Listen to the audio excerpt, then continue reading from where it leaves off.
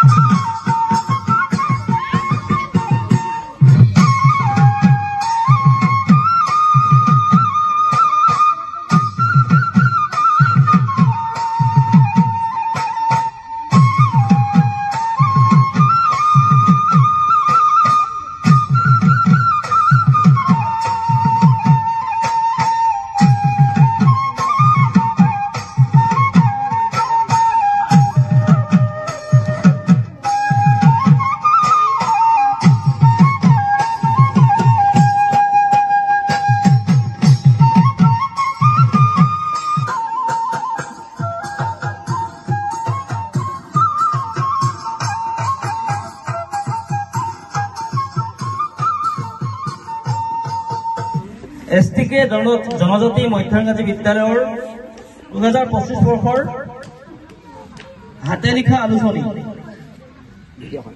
অংকুৰণ দ্বিতীয়টো সংখ্যা আজি উন্মোচন কৰিবলৈ পাই মই অত্যন্ত সুখী হৈছো। অংকুৰণৰ সম্পাদিকা জোনালী মিছং ওচৰলৈ আহা। এই অংকুৰণ ইমান ধুনীয়াকৈ প্ৰস্তুত কৰি উলিওৱাৰ বাবে আমাৰ যি সম্পাদিকা আছে বা তেওঁৰ সহযোগী আছে আৰু আমাৰ ইয়াৰ প্ৰধান শিক্ষক সহকাৰী শিক্ষক সকলো শ্ৰদ্ধাৰ শিক্ষাগুৰু ছাত্ৰ ছাত্ৰী সকলোৰে বাবে এটা মই ডাঙৰ হাত চাপৰি দিবলৈ অনুৰোধ জনাইছো। তোমালোকে জানাই, তোমালোকেতো এতিয়া বিদ্যালয়ত পঢ়ি আছে নহয় জানো?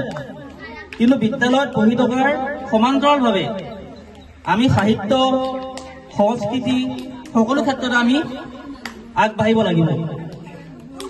বিশেষকৈ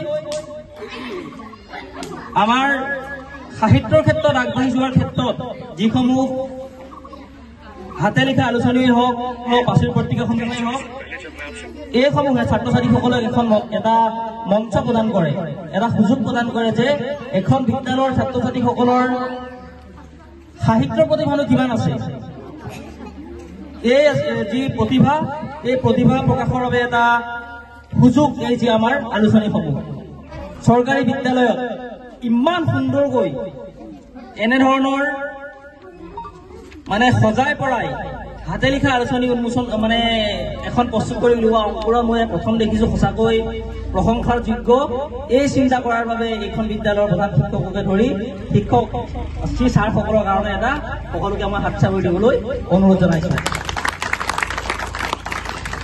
মই সকলোকে এই অংকুৰণ ছাত্ৰ ছাত্ৰীসকলে বিশেষকৈ পঢ়িবলৈ অনুৰোধ জনাইছো। এখনেই আছে চাগে, এখনেই। সেয়েহে সকলোকে বিদ্যালয়ৰ সময়ত, যিহেতু তোমালোকে যদি এখন ঘৰলৈ লৈ যোৱা বেয়া হৈ যাব, সেইকাৰণে বিদ্যালয়তে পঢ়িব লাগিব। তোমালোকে ছাৰসকলৰ পৰা খুজি তোমালোকে লেখাসমূহ পঢ়িবলৈ অনুৰোধ জনাইছো আৰু তোমালোকক কবিতা, গল্প বা বিভিন্ন ধৰণৰ যি কৌতুক সাঁথৰ বা মহৎ লোকৰ বাণী তোমালোকে পঢ়িবা বা লিখিবলৈ তোমালোকে এইসমূহ যত্ন কৰিবা। তোমালোকৰ যি ভৱিষ্যত মই উজ্জ্বল কামনা কৰিছো।